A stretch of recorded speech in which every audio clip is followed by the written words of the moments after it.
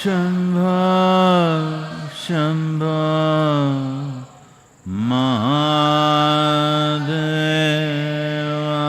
Mahadevaya.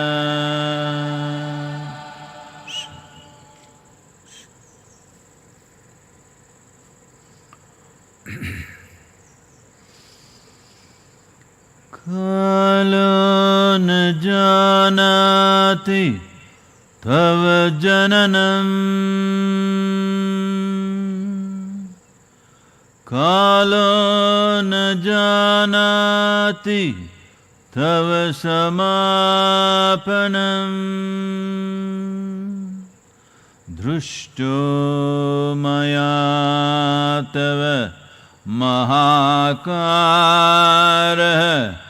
Yogeshwar काल काल योगेश्वर काल काल.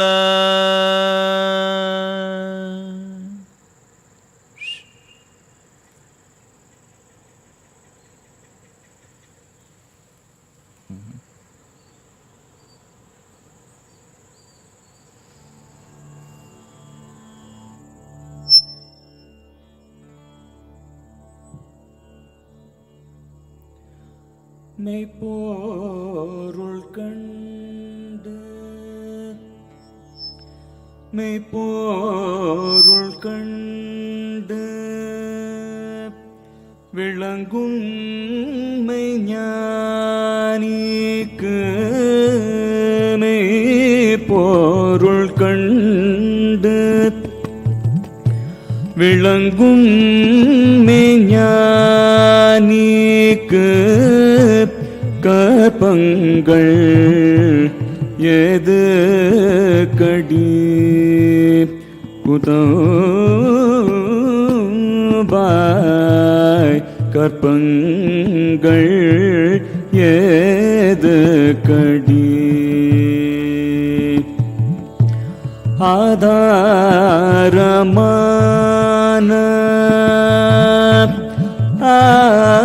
ஆதாரமான அடிமுடி கண்டோர்க்கு ஆதாரமான அடிமுடி கண்டோர்க்கு வாதாற்றம் ஏது கடி குதம்பாய் வாதாற்றம் ஏது கடி தாவாரம் இல்லை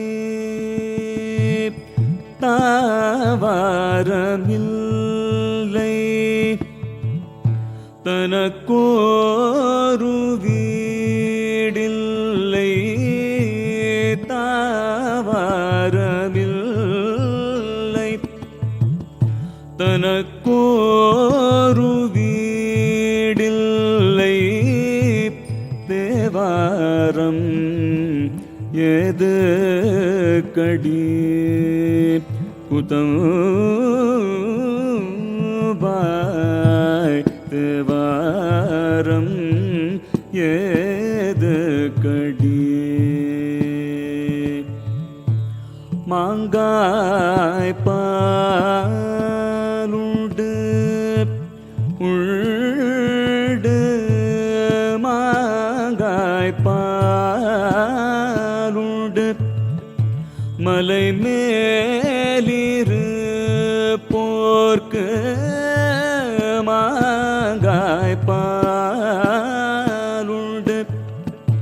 மலை மேலிரு போர்க்கு தேங்காய் பால் ஏது கடி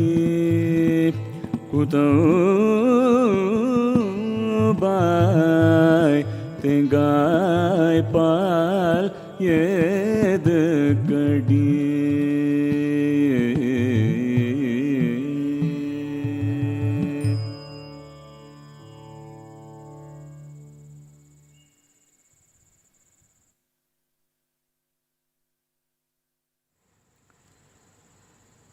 Namaskaram. Namaskaram to everyone.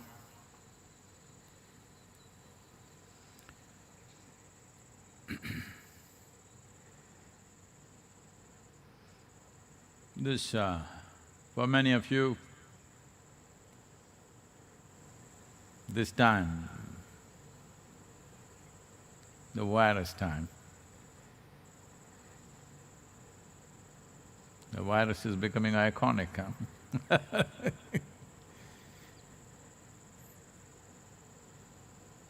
For an invisible thing, it's quite an achievement, becoming a star in the world. Terrible star, but star still.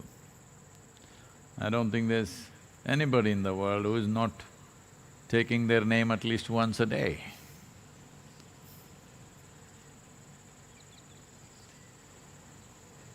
So, these virus times,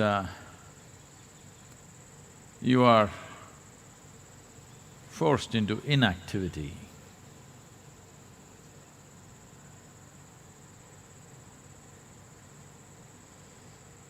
Forced inactivity can feel like a prison or worse.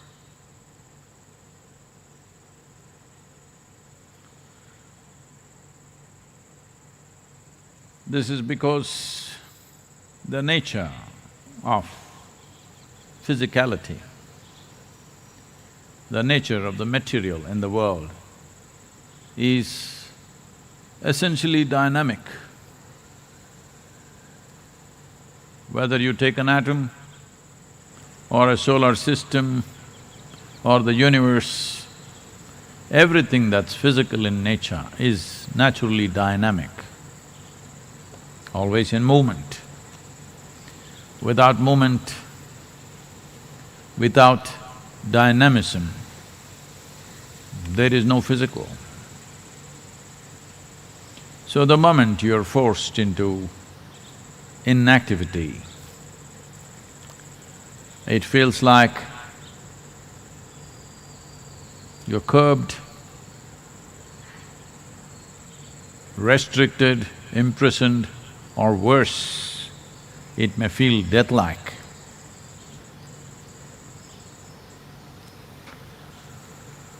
Well, there is a way beyond this.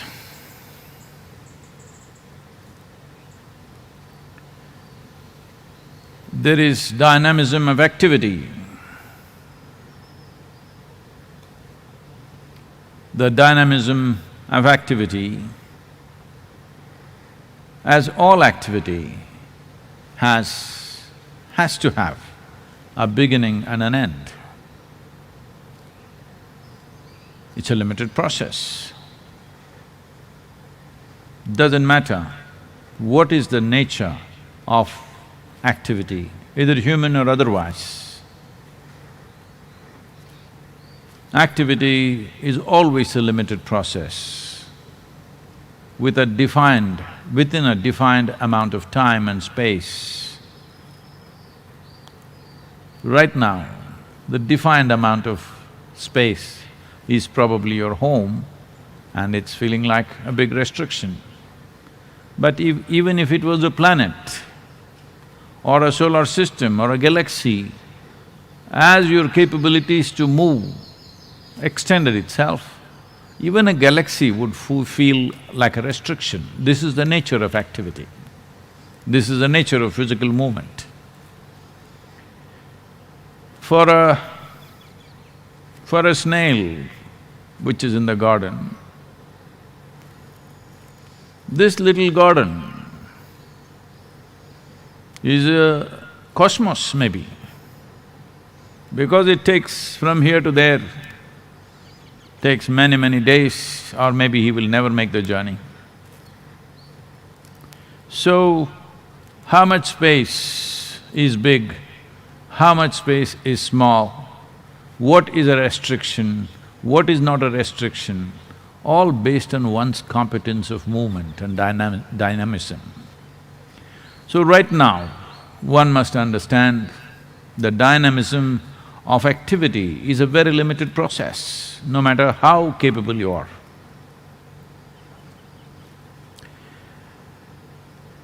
But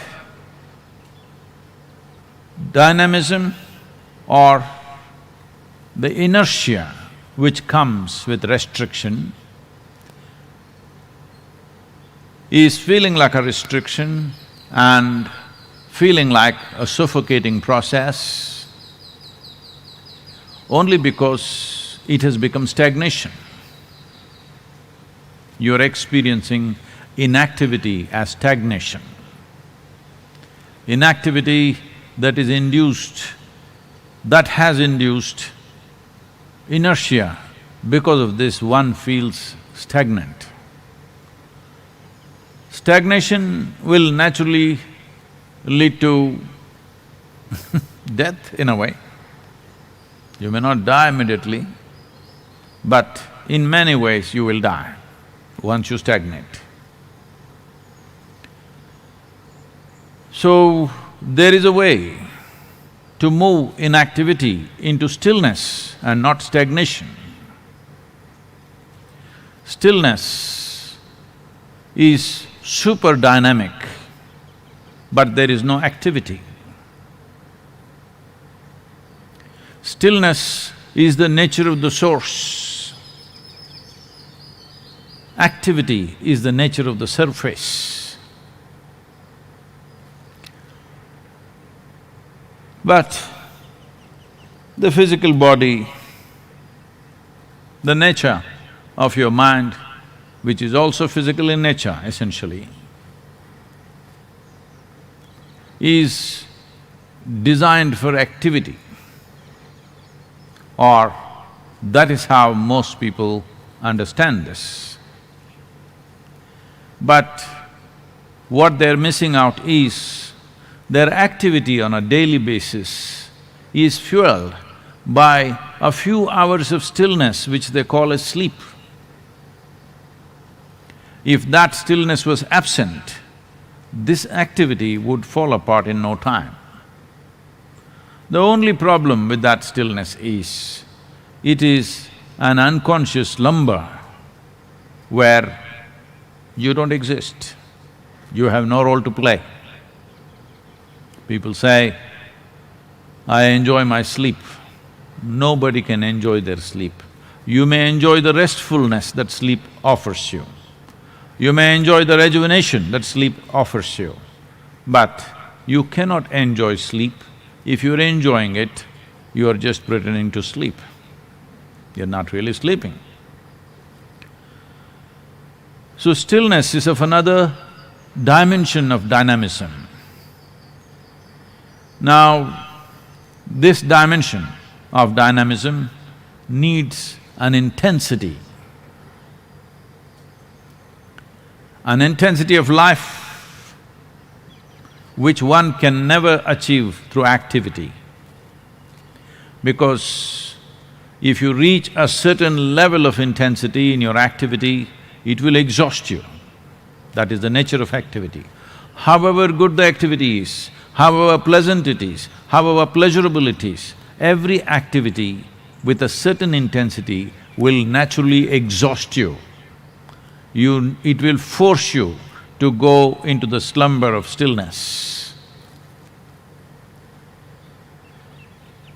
But to become still consciously means you're building a bridge between the physical and the non-physical dimensions of your existence. Everything that's physical, the galaxies, the stars, the moon, the sun, the planets, every atom is dynamic, including this physical body. If it attains to absolute inertia, that's called death. Or in other words, dynamism is the basis of physicality. Without that moment, there is no physical nature. It is just the whole process of what is the profoundness or how profound is one's experience of life, and how precise and purposeful is the nature of one's activity. simply depends upon whether you have touched the core of your stillness or are you just on the surface of physical oscillations. Bringing this home to yourself is right now a good time because the virus, I couldn't do it.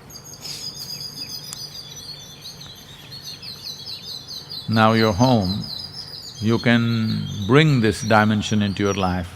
That is a very intense way of existence, but still. Right now the issue with most people is, if you ask them to be intense, they will become tense. So their idea of relaxation is usually to be lax. This is the essence of yoga.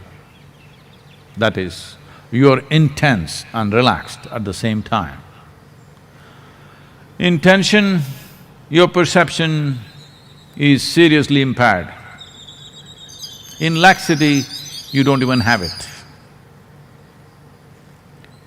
Because the essence of expanding one's life process, the basis of enhancing one's life process is only in enhancing one's perception. This can only happen when you're very intense and relaxed. Well, we can do a simple process to see how to go about this. Above all, once you know how to be very intense and still and relaxed at the same time, this compulsive or forced nature of always wanting to find a release or relaxation will recede in one's life. Those of you who are planning 14th of April, midnight, you're going to go out on the streets and celebrate. Sorry, it's been pushed. They're saying 30th, some states. Certain states in India are saying 30th of May. United Kingdom, with their Prime Minister unfortunately in the ICU, they're saying 6 months. United States, unfortunately, has reached nearly 2,000 deaths per day. At one time, they said, we don't need a lockdown in this country. Our country is not designed for lockdown, our country is action. But now, they're talking about lockdown possibly. Some of the states are talking about lockdown till September. So, I'm talking about you putting this lockdown time into a tremendous possibility in your life. If you touch the still core within yourself, you will touch the original nature of your existence. When I say the original nature of your existence, everything here in this existence is still. Only small bits of creation. There may be billions of stars, but still it occupies less than 1% of the larger space in the existence. So largely, this emptiness is still.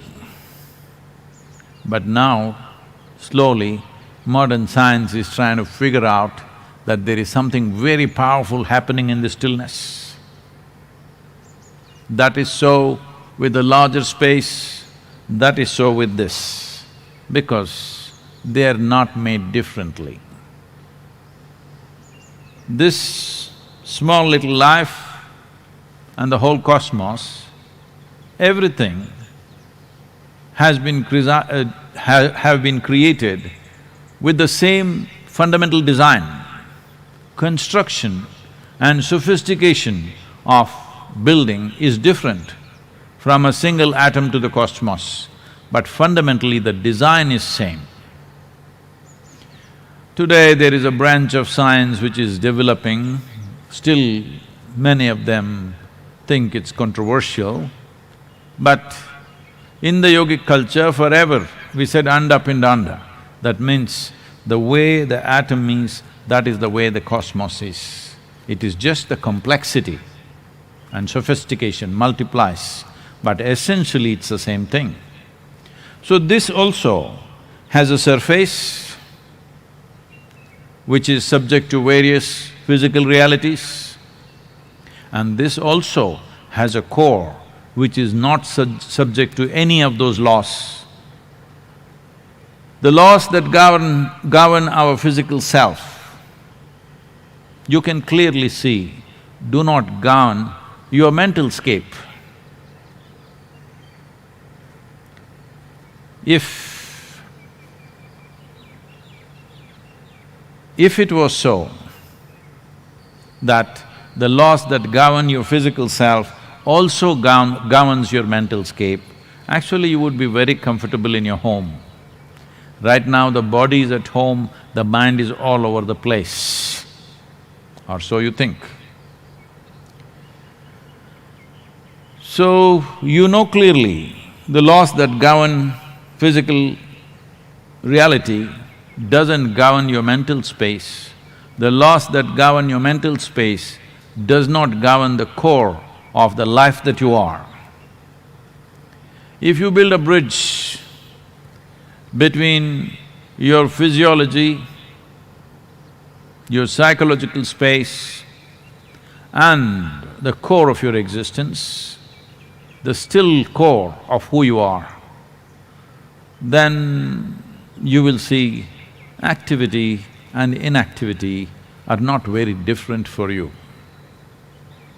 You can bring yourself to absolute stillness and be phenomenally dynamic.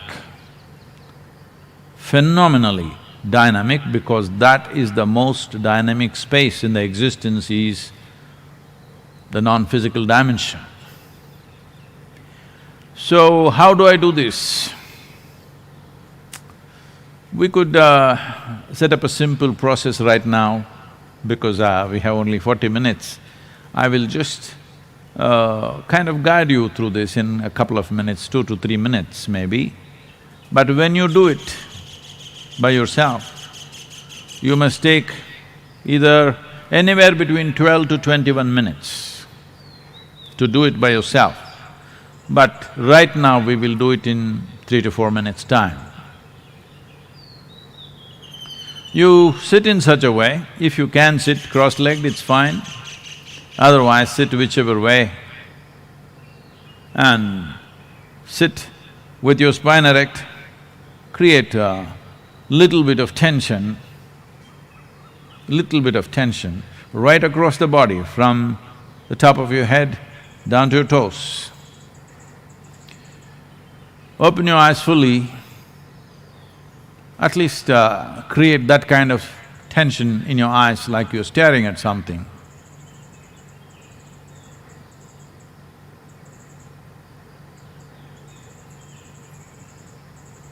And your breath also slightly exaggerated.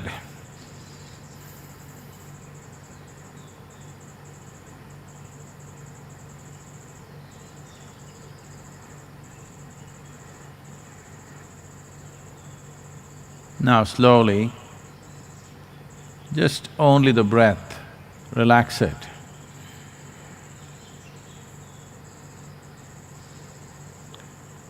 Relax your eyes, still looking,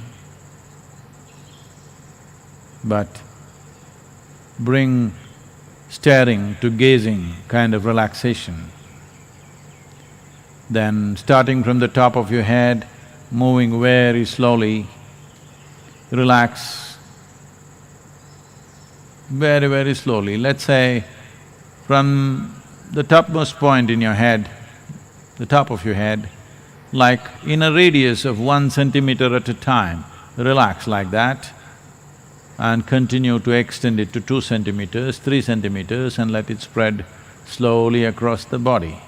But don't change your posture. Your physical posture is still same. The posture that you are holding with a certain level of tension, slowly transform it into a very relaxed but still exactly same posture.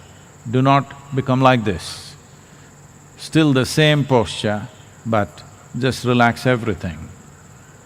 If one cycle of moving from top of your head down to your toes doesn't relax you, start again and again from the top of your head and bring it down. You can clearly notice whether relaxation is happening or not, depending upon how your breath functions and also the level of stress in your eyes, because you're sitting without blinking, if possible. If the lights are comfortable, you can sit without blinking. If the light is little sharp, you may blink once in a way, but that's okay, don't worry about those things. The important thing is, you create a posture that needs a certain amount of tension to hold, then slowly relax it. Start with the breath, move to the eyes, then move to the top of the head and down and again and again and again. Hold the same posture but in a very relaxed way.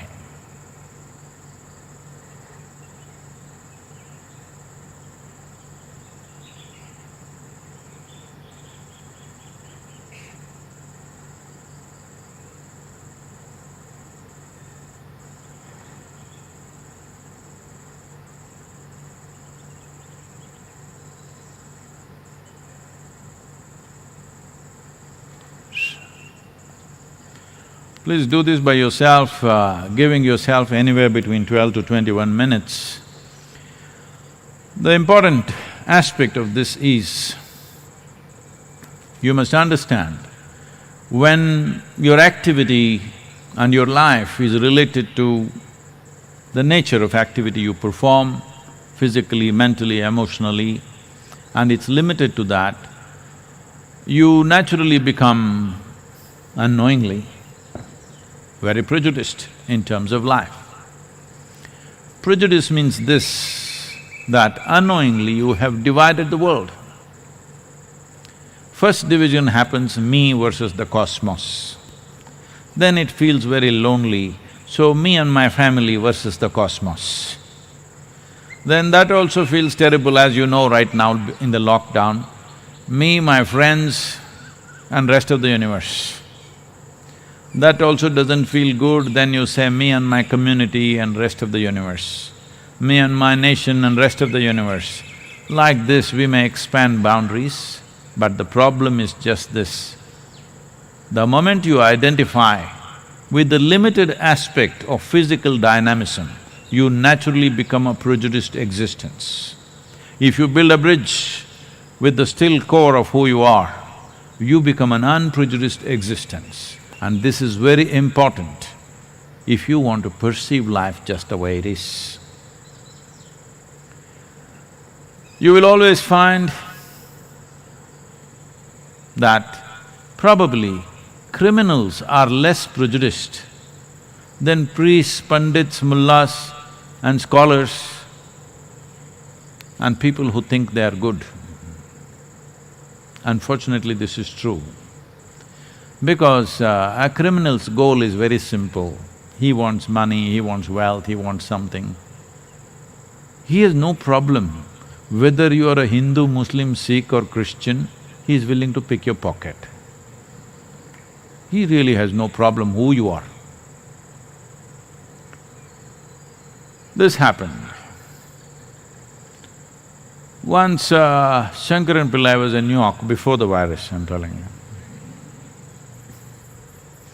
And he married a young American woman and she had just received a largesse or over $10 million from her grand aunt.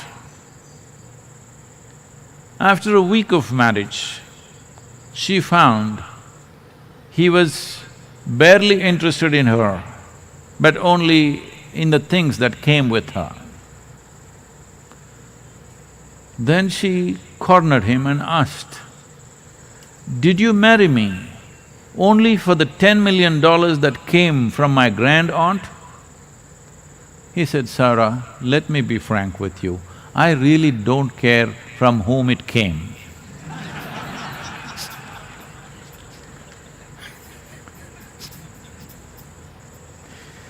So, you will find usually criminals are quite unprejudiced. They're like virus. Whoever you are, whatever you think you are, they'll get you. But others are super prejudiced and they think they're good, that's the worst thing. Because once there is prejudice, negative action is just a question of situations pushing you into it. But you will do terrible things with great pride, that's the whole thing. You will do absolutely horrendous things with enormous pride that you're doing the right thing. You've always seen people who believe they're doing God's work do the most horrendous things on the planet. So that's been the history of humanity. So, the source, the still source within you, if you build a bridge to that, this is a good time. This is a good time. Because dynamism has to be in your stillness, because activity could break your home. I'm sorry if I'm rubbing it on you. I hear that there is lot of domestic violence rising in the world. In some countries it's multiplied. That means your dynamism is getting destructive. Your dynamism is breaking somebody's bones, but it may break your home. Your house may fall apart if you're locked there for too long. Suppose, because they could do it. Right now, they've expressed their intention. They're saying, if citizens do not follow this, they will enforce it by locking your homes from outside. That's how serious it is. So the moment they lock you from outside, it's like, you know what's that? Shashank redemption, you know.